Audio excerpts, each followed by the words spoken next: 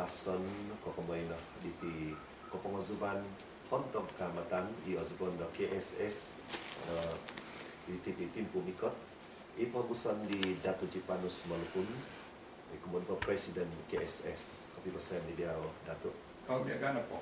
kanu ko pemerintahan do onu ngabi ababasan di Posbon kopi ndak na diti Hontong Kamatan di Posbon KSS do tahun itu Menandak sikoi da kalmazan da sinumpuan kadasan Sabah KSS do ontok tadaw kohimo buhan kohimo tahun itu tadaw konom do mentajam o sijam tahun ngopod do musuba bisom jam konom misusodok da dayhoid community center intun tuhun pagumbu do kota Kinabalu pagumbu babasan tagazat do pemalamay da tadaw kamatan diti Miyaga da sa zaw mentan magisusuway kinaizanan da tuhun takaw.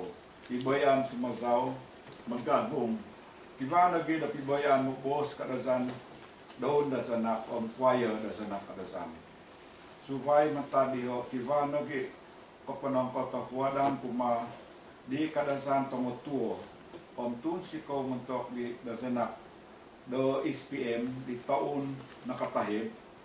Ang mapasin habi o nangangazan dahil panasan ni SPM di taon nakatahid.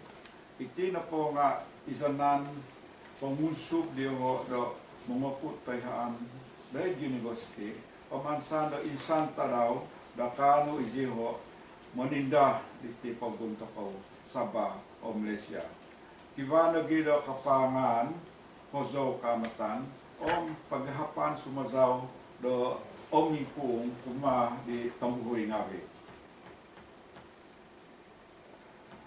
Nga na po diti nga na po kumundok no kozo dalam may kamatan untuk tahun diti nga na po mihiyan do hangay gavanus tahun 2020 bahu. Pagazat kozo ibaba do ko paundok nga daw tu montok di kakal po sumikul patay mo do tangkap po sinan tutungkap to sinan pongoput po minabasan de university ISO i do iton do agos do contract montok di anangan mongindapo mongindapo pahimo do taon sikaw po sinan montok po pumugot di pongin tausan di tapihi do ahangay gavanus tay undok nga daw. Dari masa ada kalamazan di Mikot Hontong Kamatan di Posbon Sinapuban kadazan Sabah KSS penukan sanan mahada tu di umuan paimuka da kritik pagapan na kritik.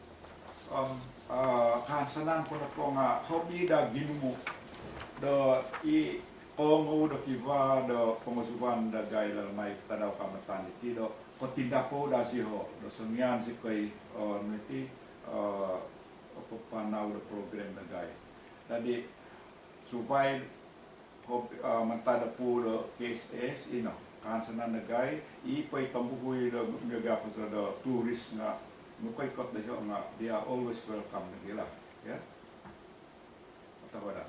Sebenarnya pengabingkan pason teko kepahian manta di kemudubo penikon Presiden Sinapuban kadazan Sabah i Datu Jipanus Malupun i pinapintahan kokomoyno di Kopongozuban Hontong Kamatan Osbon do Sinapuban kadazan Sabah.